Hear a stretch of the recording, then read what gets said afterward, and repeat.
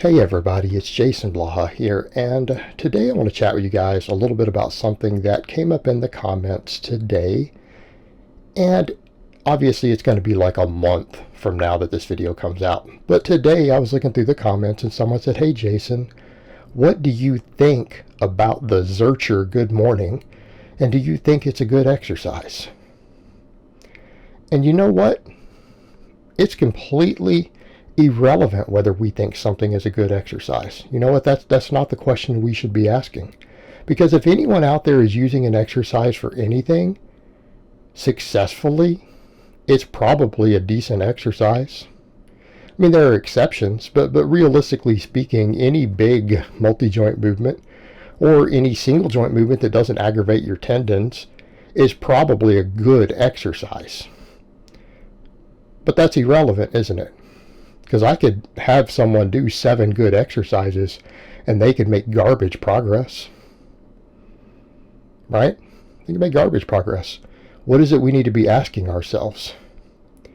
Is this the best exercise for what I specifically want to use the exercise for? Okay. And does my overall programming make sense? Does it even work into my overall training? Does it fit into the flow and balance of my training? And the purpose for which I am using it, is it the best exercise I could possibly do out of everything that is available to me? Okay, that's what you need to be asking. Because that's what happens when we actually put thought into our training. I'm over here doing closed grip bench presses as a primary hypertrophy movement. This is a main assistance movement for me. Why? Because it's the best movement I could probably do at this time. Do I have some close seconds? Do I have some that are very, very close? Yes. So why am I not doing them? Because they're a very close second. If I get 0.5% more advantage from doing this over the next exercise down the list, why in the fuck would I do the next one down the list? Or now that I got your attention.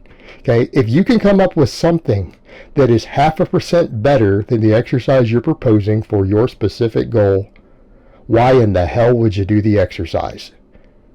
Why? What would be the benefit? To get less results? And I'm not trashing on that exercise. It might have its use. Okay? Is your goal to get less results? I don't think anyone trains with the specific purpose of getting less results. So that's what you need to be asking yourself. Is this the best movement I could work into this slot? And here's what everyone needs to have a list of. Why don't they have 3 movements? A 1, 2, and a 3. That's what I would recommend. If you're not even an advanced, let's say you're an intermediate. And if you're a novice, you shouldn't be asking these questions at all. You need to run a novice template. You need to build your base. Maybe throw in some extra good mornings and low back work, right? Reverse hyper if you have one, right? But if you're an intermediate, you need to be asking a question. Well, okay, in place of this good morning, what are my alternatives? What do you have available? Maybe you don't have 3 different barbells you can do good mornings with like I do. Okay, I got 3 different barbells. Right now, this is the best one for my current need for the good morning. I need the extra T-spine. So I'm doing the one that works my T-spine the hardest. But what's going to happen when I stall on it? What's going to happen if I start to get overuse issues? I'm going to have to go to the next bar. Got a straight bar, and I've got a cambered bar I can do good mornings with. Okay. Well, what if you don't have all that? And you say, well, what about the Zercher? Well, what's a Zercher good morning going to give you that a Romanian deadlift couldn't? I don't know, you can cradle it in your forearms more. Maybe better bicep development. But if you wanted bigger biceps and you wanted to isometrically contract your biceps, there's better ways to isometrically contract your biceps than using your hip hinge slot for it. Okay. And if you wanted any arm development from it, I don't know, like you're already going to be pulled out in front of you, not sitting up on your back, you're going to have that extra recovery issue. Like, I don't know, probably a Romanian deadlift might be better. Okay. You might be better off doing a Romanian deadlift in that slot. Might even be better doing some cable pull-throughs or something in that slot. Here you go, there's that failed rep. Everyone remembers that one. Missed rep there, hit failure. Had to squat it up.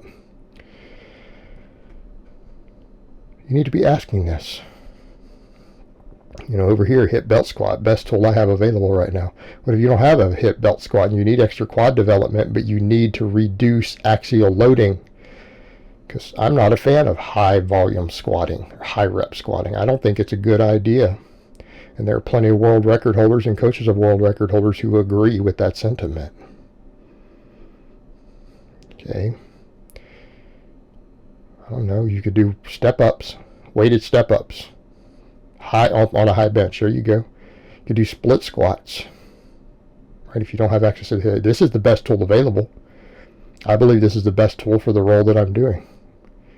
Might be a hair better if I had a hip belt squat machine. It's a little more versatile, a little easier to set up. I don't have one, but I've got this.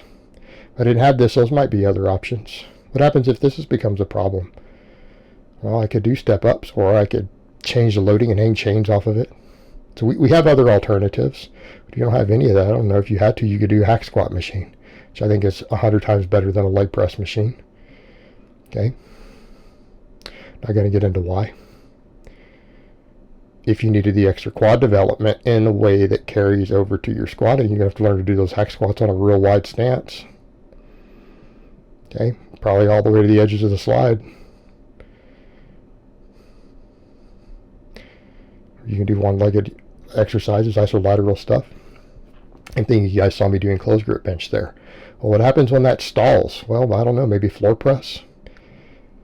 A little more chest activation. A little easier on the shoulder joints. Let's say I start to get some inflammation. Well, the floor press, arguably, because of the exact joint angles involved, it's just as much chest activation, possibly better.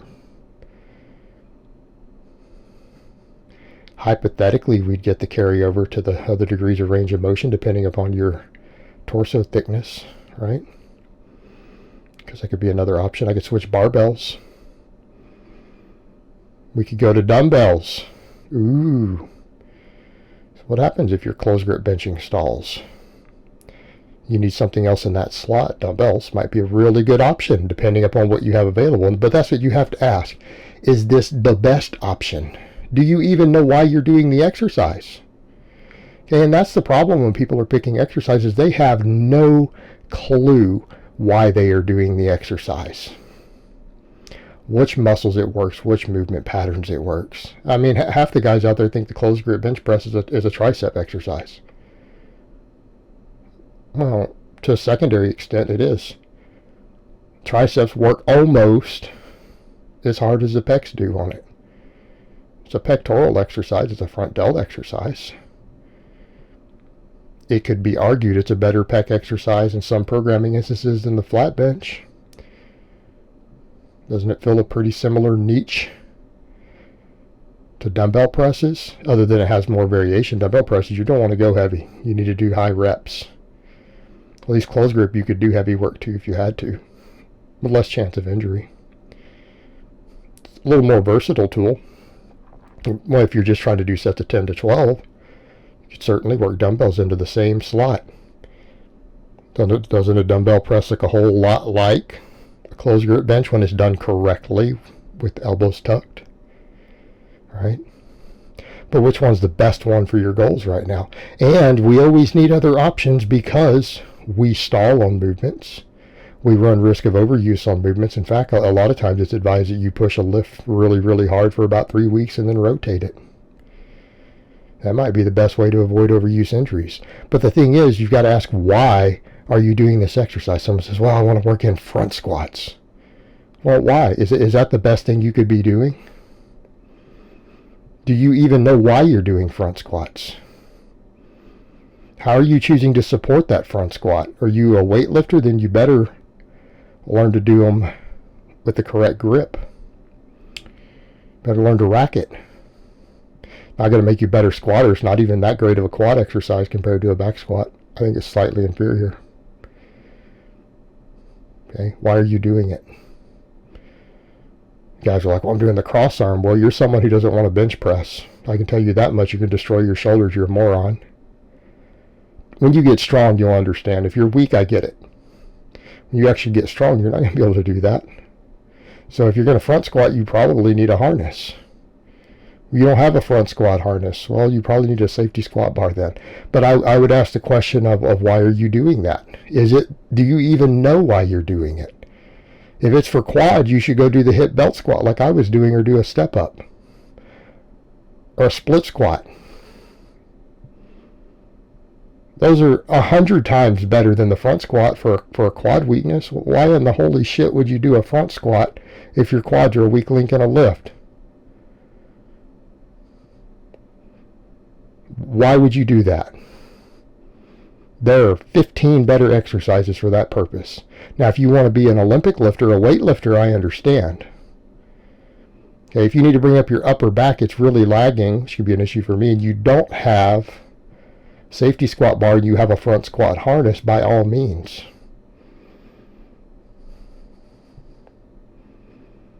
But you need to understand why you're doing these exercises. They don't even work the muscles half the time that people think they work correctly, or the heads that they want to work. Guys who do it with tricep exercises, they don't even know why they're picking the exercise they're picking, or what it carries over to, or what they're doing. Okay? You need to understand why you're putting an exercise in a slot, and you need to ask yourself, is this the best choice I can make, based upon the equipment I have available in my current programming. Alright guys, well that's really all I have to say on that today. I hope it's been informative, and I will talk to you guys next time.